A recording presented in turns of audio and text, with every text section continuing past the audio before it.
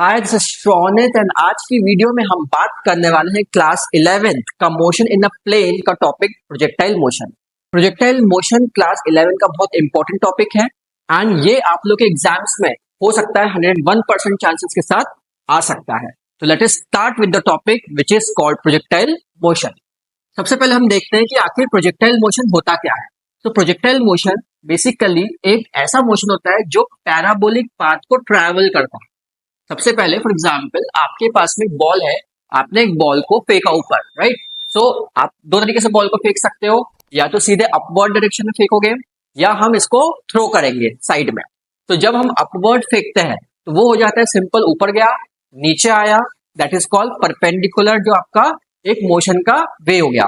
दूसरा होता है अगर आप क्रिकेट में बैट से बॉल को थ्रो करते हैं, पीटते हैं, देन इन दैट केस जो एक पाथ बनता है बॉल का, that is called projectile motion.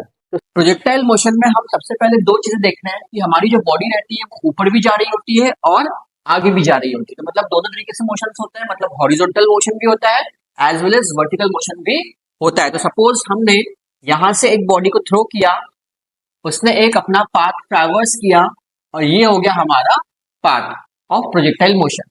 अब सपोज हमारी इनिशियल वेलोसिटी क्या थी भाई, u थी। तो अब हमने क्या किया, इस u को हमने रिजोल्व किया। रिजोल्व कैसे किया, along X axis and along Y axis. u को रिजोल्व करेंगे तो जिस जहां थीटा होता है उसके साथ आ जाता है u cos थीटा, एंड इसके अलोंग अगर हम रिजोल्व करेंगे वर्टिकल के अलोंग तो it will give you u sin theta. This is your maximum height of projectile, this is your range r, and यहाँ पे इस पॉइंट पे हमारी जो फाइनल वेलोसिटी होती है वो हो जाती है जीरो, बिकॉज बॉल गई गई गई गई गई रुक गई एंड देन उसके बाद वापस नीचे आ रही है, नीचे आ रही है, नीचे आ रही है एंड सो ऑन। बेसिकली इस प्रोजेक्टाइल मोशन में कुछ टर्मिनोलॉजीज आती है जिसको हमें डिराइव करना होता है। सबसे पहले हम वन बाय वन सॉल्व करते हैं। पहला आता है ट्रेजेक्टरी ऑफ मोशन। तो ट्रेजेक्टरी ऑफ मोशन का मतलब ये है कि आपको इसमें ये प्रूव करना है कि ये जो पाथ है ये पैराबोलिक पाथ है। दिख तो रहा है कि पैराबोला बन रहा है, बट आपको प्रूव करना पड़ेगा इक्वेशन के थ्रू कि ये जो पाथ है ये हमारा पैराबोलिक पाथ है। तो let us see trajectory of motion के लिए हम किस तरीके से इसको डिराइव करेंगे।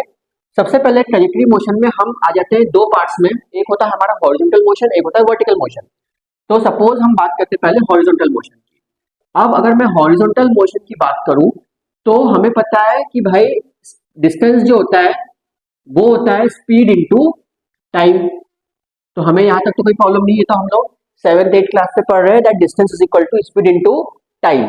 नाउ डिस्टेंस की अगर मैं बात करूं, क्योंकि मैं हॉरिजॉन्टल मोशन ले रहा हूं तो डिस्टेंस में ले लेता हूं यहाँ पे x, हॉरिजॉन्टल के लिए x एक्सिस वाला डिस्टेंस। स्पीड हमने कौन सी ली, क्योंकि हम हॉरिजॉन्टल मोशन की बात कर रहे हैं, तो we will take the speed as u cos theta. ये हो गई हमारी u cos theta into time ले लेते हैं t। तो यहां से हमें t मिल जाएगा x upon u cos theta. ये हमने हॉरिजॉन्टल मोशन से क्या निकाला, टाइम निकाला। अब हम बात करते हैं वर्टिकल मोशन की। तो इसी का बी पार्ट आता है वर्टिकल मोशन। अब इस वर्टिकल मोशन में अगर हम देखें तो हमें एक चीज पता है, s is equal to u t plus half a t square होता है। ये हमारी इक्वेशन ऑफ मोशन का सेकेंड लॉ है, right, second equation of motion है। तो अब अगर हम बात करें डिस्टेंस यहाँ पे, तो क्योंकि हमने अभी हॉरिजॉन्टल मोशन लिया, अब हम कौन सा पार्ट ले रहे हैं, वर्टिकल। तो वर्टिकल में s की जगह हम क्या ले लेंगे, y, क्योंकि हम कहाँ जा रहे हैं, ऊपर जा रहे हैं।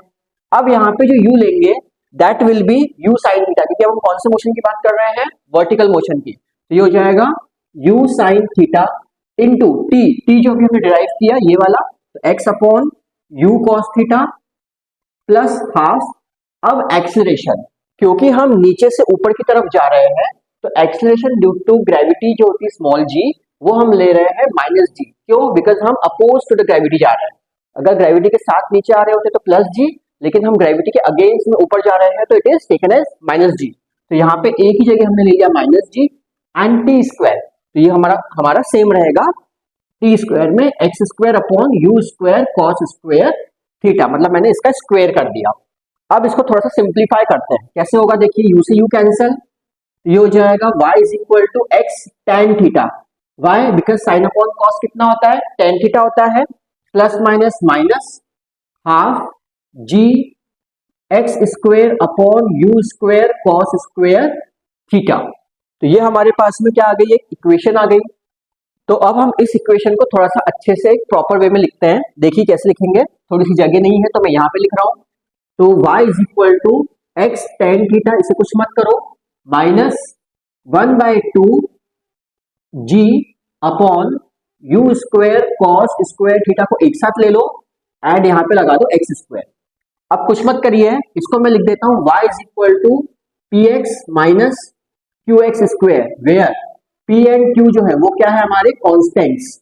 कॉन्स्टेंट्स इसलिए हो गए बिकॉज देखिए एंगल है तो ये एंगल वैल्यू कॉन्स्टेंट है हमारी, यहाँ पे भी एंगल आ गया तो कांस्टेंट, जी की वैल्यू कांस्टेंट और इनिशियल वेलोसिटी एक ही बार होती है जो हमने जिससे फेंका था तो वो भी क्या हो गई कांस्टेंट हो गई।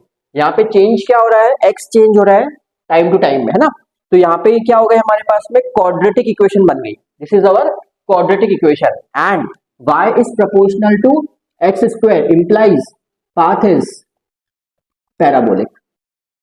तो आई होप आपको ये समझ में आया होगा कि हमने ट्रेजेक्टरी ऑफ मोशन कैसे फाइंड की कि हमारा जो पाथ है वो पैराबोलिक है। दिखने में तो दिख ही रहा था, तो इक्वेशन के साथ हमने ये प्रूव भी कर दिया कि हमारा जो पाथ है वो हमारा पैराबोलिक पाथ है। तो इस चीज को समझ में अगर आपको आ गया होगा तो इसको ट्राई करिए कि बिना देखे कॉपी में नोट डाउन करिए। ये होने के बाद में हम आते हैं अपनी सेकेंड टर्मिनोलॉजी पे, जिसे हम बोलेंगे टाइम ऑफ फ्लाइट। अब जो सेकेंड टर्मिनोलॉजी है that is time of flight, but पहले जो हम टाइम निकालेंगे वो हम निकालेंगे हाफ टाइम पीरियड के लिए। मतलब यहां से हम जा रहे हैं, हमने बॉल को फेंका, यहां तक गई बॉल, दैट्स इट, ये हम पहले निकालेंगे स्मॉल टी, ठीक है। तो सबसे पहले हम निकालेंगे एक केस इसमें हाफ टाइम। अब हमें पता है हाफ टाइम निकालने के लिए सबसे पहले हमने स्टार्ट की अपनी इक्वेशन ऑफ मोशन नंबर 1 से। हमें पता है v इक्वल टू होता है u प्लस ए टी। अब अगर मैं यहाँ पे देखूं तो जब ऑब्जेक्ट यहां से मैंने थ्रो किया तो सबसे पहले वो v कहां तक गया, ऊपर तक। v कितना हो गया इस केस में, 0। अब क्योंकि मैं ऊपर की तरफ फेंक रहा हूं तो u will be taken as u sin theta, तो हमने ले लिया कंपोनेंट u sin थीटा।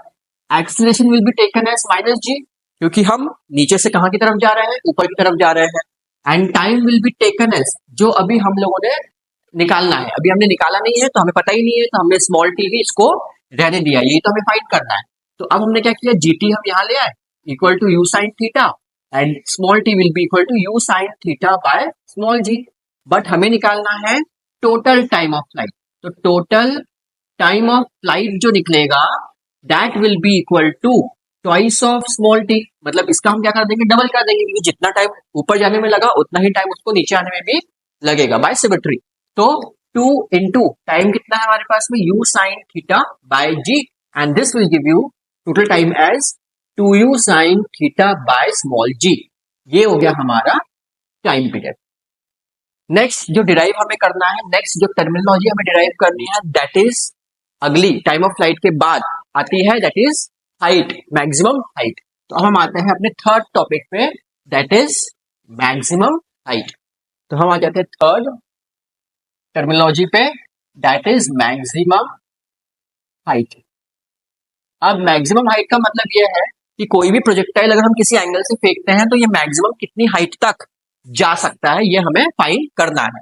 तो हमें इसके लिए जो यूज करना पड़ेगा दैट इज, हमें पता है v square minus u square क्या होता है, 2as होता है। अब यहाँ पे अगर हम देखें तो v तो हमें समझ में आ गया कि भाई 0 है, तो यहाँ पे मैं देता हूँ कि हमारा v कितना है, 0। u कितना लेंगे, u साइन थीटा, क्योंकि हमने बॉडी को नीचे से ऊपर की तरफ फेंका है, तो u will be taken as u sine theta. Then उसके बाद में a will be taken as minus g, क्योंकि हम कहां से कहां जा रहे हैं, नीचे से ऊपर की तरफ जा रहे हैं।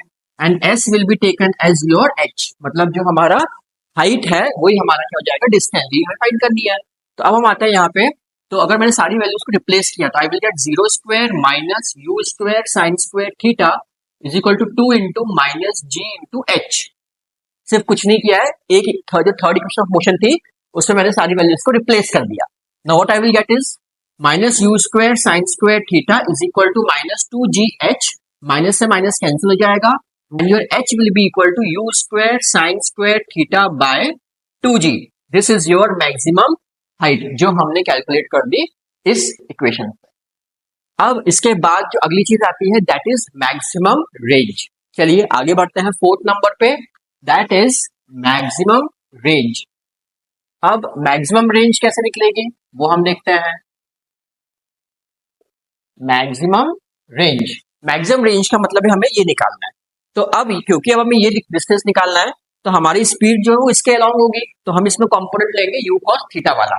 तो अब हम बात करते हैं मैक्सिमम रेंज। तो हमें पता है डिस्टेंस जो होता है वो होता है स्पीड इनटू टाइम।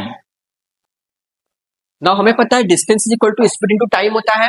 तो अब मैं बात करता हूँ डिस्टेंस। तो ये जो r दिख रहा है हमें, ये हमारा क्या हो गया, डिस्टेंस।